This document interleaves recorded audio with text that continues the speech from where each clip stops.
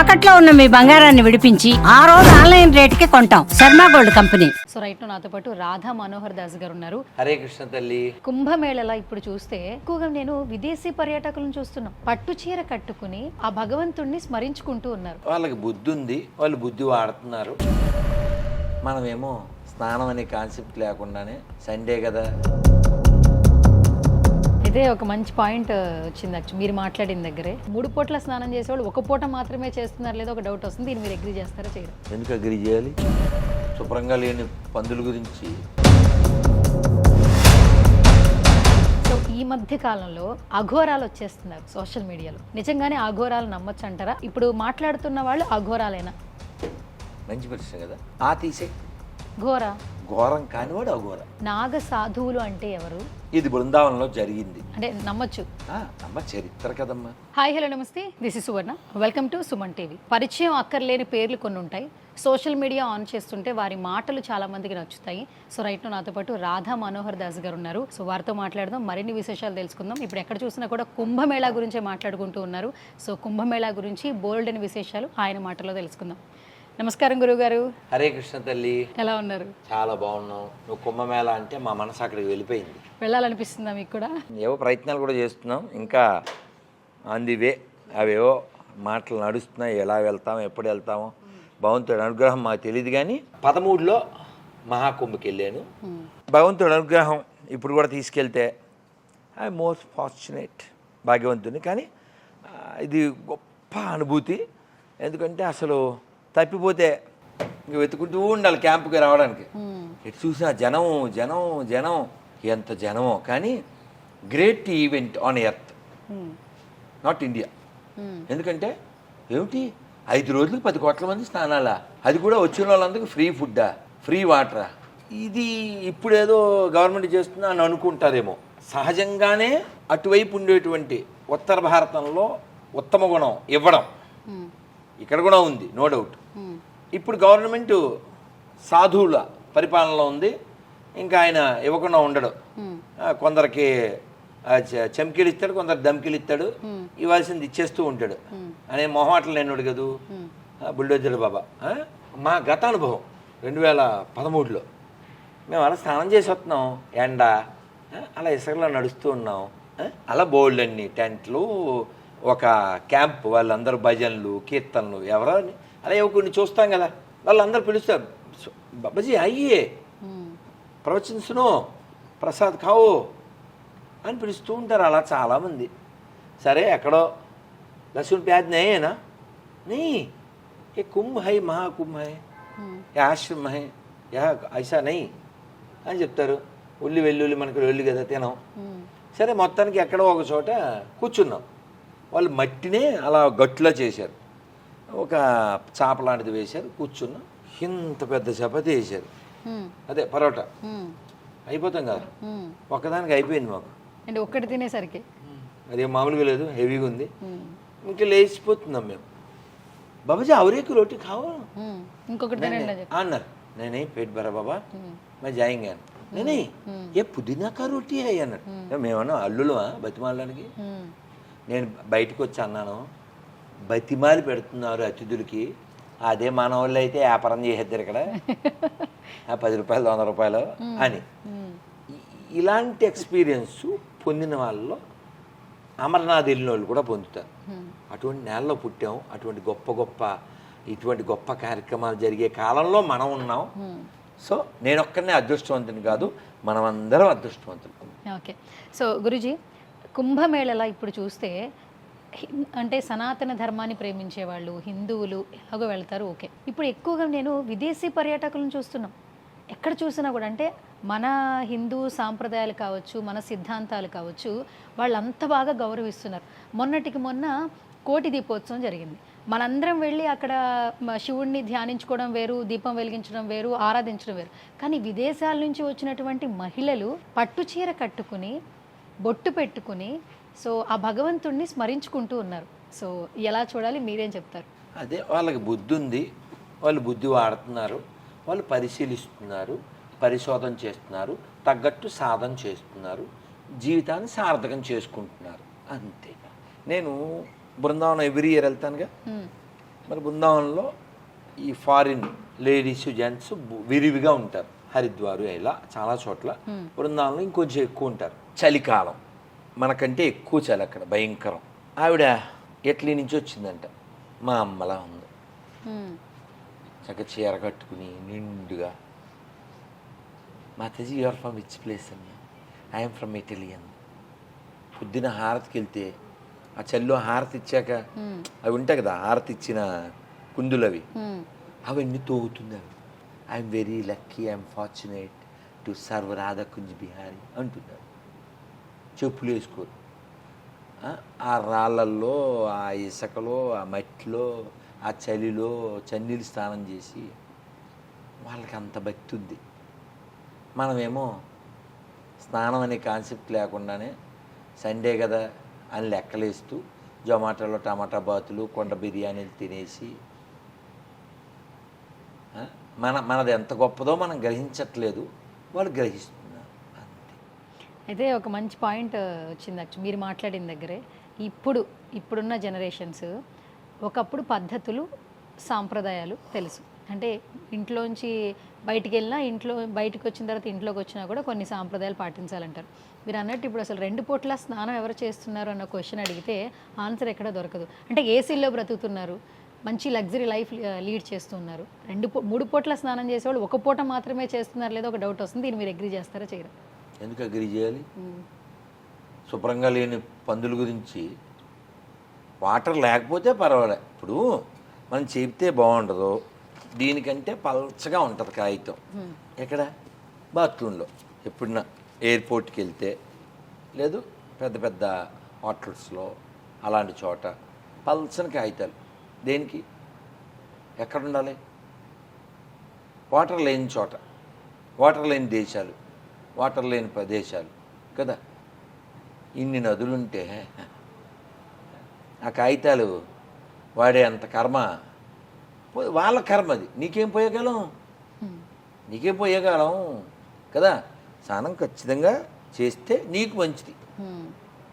ఎప్పుడైనా మీరు గమనించవచ్చు, స్నానం చేసి వచ్చాక పూర్వం నుంచి అడిచి అమ్మయ్య ప్రాణం హాయిగా ఉందరా, ప్రశాంతంగా ఉన్నాం అంటారు. అంటాం, మనం అంటాం. అంటాం. ఓకే. సో గురుజీ, మీకు ఎవరికి అనిపిస్తే వాళ్ళకి సనాతన ధర్మం గురించి, భగవద్గీత గురించి, మన సాంప్రదాయాల గురించి, హిందూ ధర్మం గురించి చెప్తూ ఉన్నారు. ఇదంతా ఓకే. ఇప్పుడు చాలామందికి కమింగ్ జనరేషన్లో తెలుగు భాష అంటే ఏంటో తెలియట్లేదు. చాలామంది పిల్లలు, స్టేట్స్లో ఉన్న వాళ్ళు కావచ్చు, మన హైదరాబాద్లో ఉన్న వాళ్ళ పిల్లలు కూడా తెలుగు భాష తెలియదు. చిన్నప్పటి నుంచి పెరిగే వరకు కూడా లేదు నాన్న, నువ్వు ఇంకా అప్డేట్ అవ్వాలి. పల్లెల్లోనే తెలుగు రావట్లేదు. నువ్వు హైదరాబాద్ ఎందుకు అంటావు? ఓకే, విలేజెస్లో ఇదంటే ఒక మినీ, ఇది ఒక మినీ భారత్ లాగా చాలా రాష్ట్రాల వాళ్ళు ఉంటారు. కానీ పల్లెల్లో కూడా ఎందుకంటే ఇంగ్లీష్ వ్యామోహం, ఇంగ్లీష్ మీడియం. దురదృష్టం ఏంటి, ప్రభుత్వాలు కూడా తెలుగు నేల మీద తెలుగు లేకుండా చేస్తే అలాగా. ప్రపంచంలో ఒక లార్జెస్ట్ లాంగ్వేజ్ మాతృభాష కదా. సినిమాల్లో కూడా మంచి పాటలు ఉన్నాయి. చిన్నప్పుడు తేనె కన్నా తీయనిది తెలుగు భాష, దేశ భాషలందు లెస్స తెలుగు భాష. అలా శ్రీకృష్ణదేవరాయలు తెలుగదేలయన్న దేశంబు తెలుగేను, దేశ భాషలందు తెలుగు లెస్స. ఆయన ఎవరు? నేను తెలుగు వల్లబొండ అని చెప్పి ఆయన చెప్పుకున్నాడు. యాక్చువల్లీ ఆయన తులు భాష కలిగిన వాడు. ఆయన తెలుగు వల్లబొండ అని చెప్పుకున్నాడు. అలాంటి భాషని, అంత గొప్ప భాషకు వారసులం తల్లిదండ్రుల యొక్క దోషం వలన, ప్రభుత్వాల దోషం వలన భాష అలా నాశనం అవుతుంది. ఆ సినిమాల్లో కూడా బాధపడుతూ ఎంఎస్ నారాయణ చాలా బాధపడుతూ ఒక మంచి ఇన్సిడెంట్ ఉంటుంది. సో కాబట్టి నువ్వు మీ అమ్మకి అన్నం పెట్టకపోతే పిన్నికి సారి పెడతావు నువ్వు. అందుకే రామాయణంలో చెప్పారు, ముగ్గురిని మర్చిపోకూడదు: మాతృభూమి, మాతృమూర్తి, మాతృభాష. రామచంద్రమూర్తి ఇంకా రావణవధ అయిపోయాక లక్ష్మణుడు అంటాడు, అన్నయ్య బాగానే ఉంది కదా ఇక్కడ, సెటిల్ అయిపోదామని అంటే అంటారు, అపి స్వర్ణమయీ లంకాం నమే లక్ష్మణ రోచతే, జననీ జన్మభూమిశ్చ స్వర్గాదపి గరీయసి అంటే అమ్మా అంటే ఏంట అంటే లక్ష్మణ ఈ లంకానగరం సువర్ణమయమై బంగారమయమై కాంతులతో శోభిస్తుంది, దీన్ని చూసి రోధించకు. డోంట్ హ్యాంకర్. మాతృభూమి మాతృమూర్తి స్వర్గం కంటే గొప్పవి, ఇది చాలా తుచ్చం. ఇది మనం నేర్చుకోవాలి. ఇది మానేసేసి మా వాడికి తెలుగు రాదండి uncle, I don't know Telugu అండి, దౌర్భాగ్యం కదా. తనికెళ్ళ భరణి గారు అన్నారు ఎప్పుడో, కళ్ళజోడు చాలా మంచిది, బంగారు ఫ్రేము ఎవరి పనికి వస్తుంది? కళ్ళు ఉన్న వాళ్ళకి, గుడ్డి వాళ్ళకి ఎందుకండి ఏ ఫ్రేమ్ అయితే మాత్రం. మాతృభాష కళ్ళ లాంటిది, ఇతర భాష కళ్ళజోడు లాంటిది. ఇతర భాష మాట్లాడడం తప్పు కాదు, మాతృభాష వదిలేయడం తప్పు. అట్లా గురుజీ, కృష్ణ చైతన్యంలో అమ్మ మీకు బాగా ఆకర్షించే అంశం ఏంటి కృష్ణ చైతన్యంలో? మంచి ప్రశ్న, థ్యాంక్ యూ తల్లి. అవును. మా ఫ్రెండ్ నాకు బుక్ ఇచ్చారు, ఆ పుస్తకం పేరు ఆత్మ సాక్షాత్కార శాస్త్రం. ఇస్తే నా దగ్గర బోర్డు పుస్తకాలు ఉన్నాయి. మా నాన్నగారు ఎప్పుడన్నా డబ్బులు ఇస్తే కొన్ని డబ్బులు నొక్కేసి పుస్తకాలు కొనేడుగా.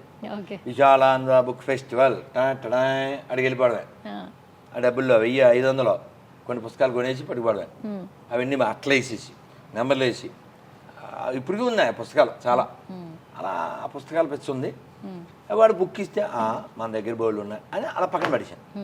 కానీ ఓ రోజు తీసా, బుక్ నేను పట్టుకున్నా, తర్వాత బుక్ నన్ను పట్టుకుంది, ఇప్పుడు మీరు నన్ను పట్టుకున్నారు. ఓకే, ఆ పుస్తకం పేరు అడగట్లేదు. ఏంటి ఆ పుస్తకం పేరు? ఆత్మ సాక్షాత్కార శాస్త్రం. ఆత్మ సాక్షాత్కార శాస్త్రం. ఇస్కాన్లో ఉంటుంది, ఇంగ్లీష్లో the science of self realization. Okay. So Guruji, ఇప్పుడు ప్రపంచవ్యాప్తంగా యోగా మీద, మెడిటేషన్ మీద, ధ్యానం మీద ఇంట్రెస్ట్ ఎక్కువగా ఉంది, చూస్తూ ఉన్నాం రైట్ నౌ కరెంట్ డేస్లో.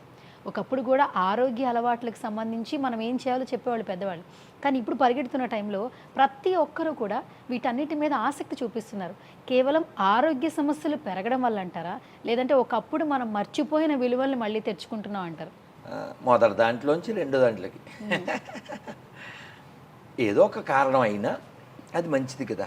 రోజు సూర్యుడికి నమస్కారం, ఆదిత్య హృదయం. నేనైతే ఎండ్లో నిలబడి ఒంటికాళ్ళ మీద నిలబడి చేస్తాను ఆదిత్య హృదయం. కొంత యోగా చేస్తాం.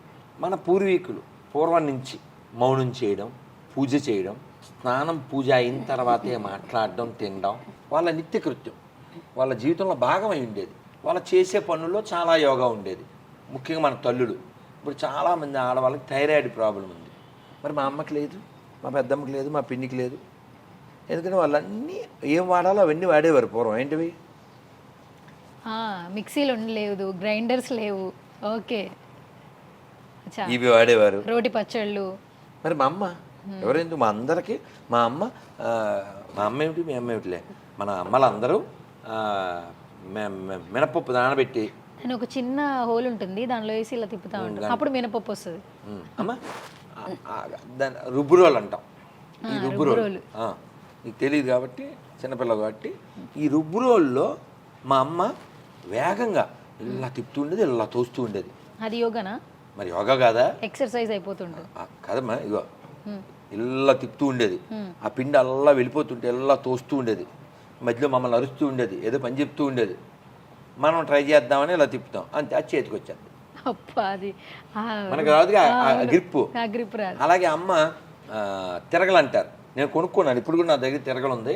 నువ్వు ఎప్పుడు నా నెట్లోకి వెళ్ళి రాజీవ్ దీక్షిత్ కొట్టు, రాజీవ్ దీక్షిత్, తెలుగులో హిందీలో రెండులో చాలా బాగుంటాయి. ఆయన చెప్పారు, ఎవరైతే తిరగలు తిప్పుతారో వాళ్ళకి పొట్ట రాదు, అలాగే ఈ థైరాయిడ్ సమస్య ఉండదు, ఈ గర్భిణీలకి అయితే ఇంకా ఆపరేషన్ చేయకుండా అవుతుందని.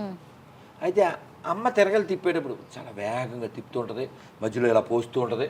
అలాగే మినువులు వేపి అంటే సున్నుండలు చేయాలంటే అమ్మ కంటే గొప్ప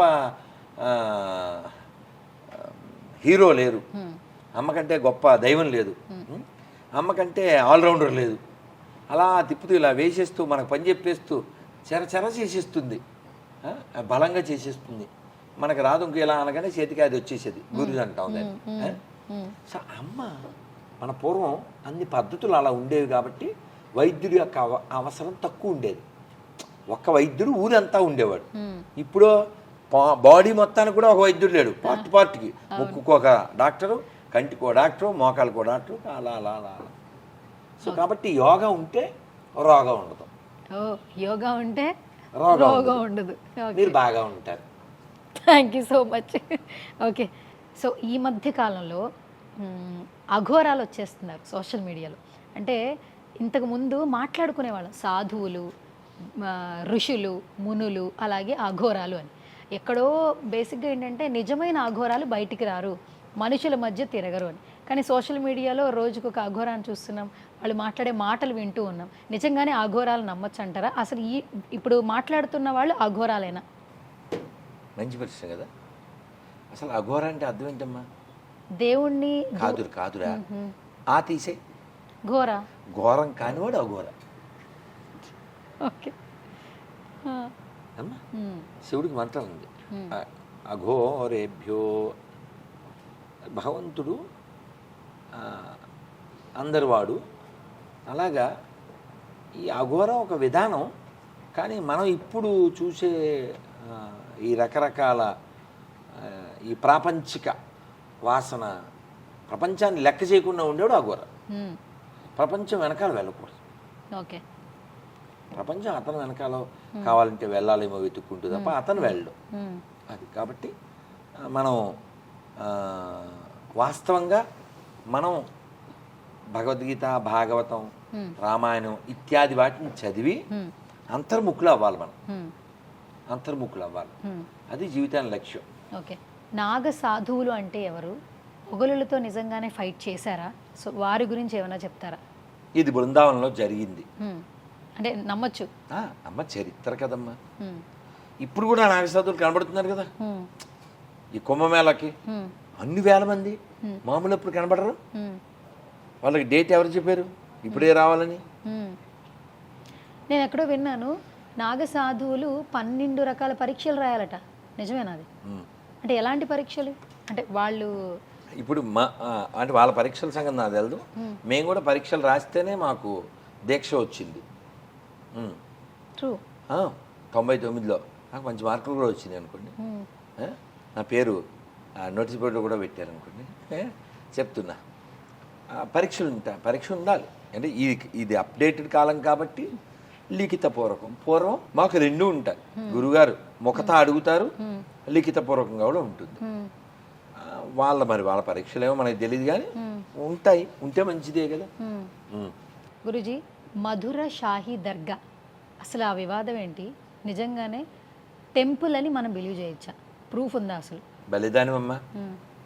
ఇప్పుడు నువ్వు సంబాల్, ఇప్పుడు అక్కడ బోల్డ్ ఎంత అవుతుంటే బావులు దొరుకుతున్నాయి, విగ్రహాలు దొరుకుతున్నాయి. పోనీ ఇప్పుడు నువ్వు ఎంతో కాశీ అది వెళ్ళొద్దు, రాజమండ్రి వెళ్ళు అమ్మ. రాజమండ్రి వెళ్ళి మెయిన్ రోడ్లో అలా నడుస్తూ ఉంటే పోలీస్ స్టేషన్ పక్కనే పెద్ద మసీద్ అని ఉంటుంది. నువ్వు నిలబడి ఒకసారి అలా అమ్మ అలా చూడు. జైవిజీయులు, ఓంకారం, చక్రం, శంఖం అన్నీ కనపడతాయి. ఎందుకని? అది వేణుగోపాల స్వామి గుడి కాబట్టి. నేను లోపలికి వెళ్ళి మసీదుగా పిలువబడే ఆ వేణుగోపాల స్వామి గుడి లోపలికి వెళ్ళి నేను రేహాలు కొనుక్కున్నా. రేహాలు అంటే బుక్ స్టాండ్. అలా మన దేశంలో ఎన్ని మసీదులో కనబడుతున్నాయి, కానీ అవన్నీ చాలా గుళ్ళు. వాళ్ళ అలవాటు ప్రకారం వాటిని ఆక్రమించారు, కట్టారు. ఇప్పుడు పోనీ కాశీ వెళ్ళు, అలా ప్రదక్షిణ చేస్తుండే వెనకాల శిల్పాలు అవి ఉంటాయి. ఇది మసీదుగా పిలువబడేదానికి. మసీదుకి శిల్పాలు ఎలా వస్తాయి? కొన్ని తాజ్మహల్ వెళ్ళావా? స్వస్తిక్కు, ఓంకారాలు, ఏనుగు బొమ్మలు ఎన్ని ఎందుకుంటాయి? పోనీ నా మాటలు వినకు, పోనీ నెట్లోకి వెళ్ళి కేకే మహమ్మద్ గారు కొట్టు, పోనీ ఢిల్లీలో కుతుబ్ మినార్ కొట్టు. ఆ కుతుబ్ మినార్ ఎలా కట్టారు? దాదాపు 1200 గుళ్ళు కూల్చి వాటి నుంచి తెచ్చిన శిల్పాలతో కట్టారు. అదన్నమాట. గురుజీ, ప్రయాగరాజ్ గొప్పతనం ఏంటి? పురాణాలు ఏం చెప్తున్నాయి? ఇప్పటికీ కుంభమేళ జరగడానికి రీజన్ ఏంటి? అమ్మ కుంభ మీన్స్ పాత్ర కదా అమ్మ. ఈ కుంభమేళ జరిగే ప్లేసులు 4. ఆ ప్లేసెస్లో ఈ అమృతం యొక్క చుక్కలు పడతాయి. దాని ప్రభావం సంక్రాంతి నుంచి శివరాత్రి వరకు ఉంటుంది. అది మన విశ్వాసం. ఆ విశ్వాసంతో ఆ సమయంలో ప్రయాగ యొక్క విశేషం మీకు తెలుసు, త్రివేణి సంఘం 3 కింద అక్కడ వెళ్ళావా? ఏం వెళ్ళా, నేను చాలాసార్లు వెళ్ళావు. గంగా, యమున, సరస్వతి. మీరు కళ్ళతో చూడొచ్చు నన్ను అలా ఒక కలర్ కనబడుతుంటుంది. యమున బ్లాకిష్ గా ఉంటుంది, గంగా ఇలా ఈ కలర్ లో 2 నదులు మనకు కనబడుతుంటాయి. సరస్వతి అంతర్వాహి. Okay, so Guruji final question. 3 months before ఒక వీడియో చూశాను గురుజీ, గేమ్ చేంజర్ రిలీజ్ టైంలో రామ్ చరణ్ గారు అయ్యప్ప దీక్షలో ఉన్నప్పుడు ఇలా వెళ్ళారు అని చెప్పి ఒక న్యూస్ అయితే మొన్ననే మీరు చాలా బాగా సపోర్ట్ చేసి మాట్లాడారు అండ్ అందులో పాజిటివిటీని ఎక్కువ తీసుకొచ్చారని మిమ్మల్ని ఇంతకు ముందు విమర్శించిన వాళ్ళు కూడా చాలా నన్ను పొగిడినోళ్ళు తిట్టారు, తిట్టినోళ్ళు పొగిడారు. సో దానికి సంబంధించి చెప్పాను, నీ క్వశ్చన్ చెప్పేలే. సో ఆ రోజు రామ్ చరణ్ గారు చేసింది మనం ఎలా చూడాలి? యాక్చువల్లీ చాలా మంది ఏంటంటే భక్తిని భక్తిలా చూడట్లా, కాంట్రవర్సీ చేయడానికి చూస్తూ ఉన్నారు. సో ఆయన భక్తితోనే ఉన్నారు, ఎక్కడికి వెళ్ళినా కూడా అదే భక్తితోనే ఉన్నారు. కానీ అది కాంట్రవర్సీ చేసిన విధానాన్ని ఏ విధంగా చూడాలంటారు? అంటే నియమం ఉల్లంఘించడాన్ని మనం వ్యతిరేకించారు, అది తప్పు కాదు. ఇప్పుడు అందరికి అన్నీ తెలియవు కాదు నాన్న. ఇప్పుడు పిల్లలు ఉన్నారు, ఎడం చేత్తు తినేస్తే అమ్మ ఏం చేస్తుంది? తప్పు, రైట్ హ్యాండ్ అని చెప్తుంది కదా. పిల్లలు ఏదైనా తీసుకుని ఇలా తీసుకుంటే తప్పు అని చెప్తుంది అమ్మ. అలా మనం ఒక అమ్మలా చెప్పాలి, ఒక అమ్మలా చెప్పాలి. రామ్ చరణ్ దర్గాకి వెళ్ళాడు, తెలియదు. వెళ్ళాడు, అక్కడ ఉండేది పీనుగా, తెలియదు. వాళ్ళు బొట్టి తీయమన్నారు, తీసాడు, తీయకూడదని తెలియదు. తెలియదు కాబట్టి వెళ్ళాడు. మనం చెప్పాలి. ఎవరు చెప్తే వెళ్ళాడు? అతను రెహమాన్ చెప్తే వెళ్ళాడు. దిలీప్ కుమార్ అనే అలియాస్ రెహమాన్ చెప్తే వెళ్ళాడు. సో నేనేం చెప్పానంటే రజనీకాంత్ కూడా వెళ్ళాడు. ఇప్పుడు నేను వాళ్ళిద్దరికి టాస్క్ ఇచ్చాను. రజనీకాంత్ గారు రెహమాన్ గౌరవించారు, రామ్ చరణ్ కూడా రెహమాన్ గౌరవించాడు. ఇది వన్ సైడ్ అవ్వకూడదు. రెహమాన్ కూడా రామ్ చరణ్ని, రజనీకాంత్ని గౌరవించాలి. రజనీకాంత్ గారితో తిరుమల వెళ్ళాలి, రామ్ చరణ్తో శబరిమల వెళ్ళాలి. అప్పుడు వీళ్ళంతా నోరు మూసేస్తారు. ఆ టాస్క్ వాళ్ళిద్దరు తీసుకోవాలి. కాబట్టి రామ్ చరణ్ ఆ టాస్క్ తీసుకుని, రజనీకాంత్ గారు ఆ టాస్క్ తీసుకుంటే ఇంకా రిస్క్ ఉండదు తల్లి. ఓకే, నమస్తే. హరే కృష్ణ తల్లి అందరూ చెప్పండి నాన్న. హరే కృష్ణ కృష్ణ కృష్ణ హరే హరే.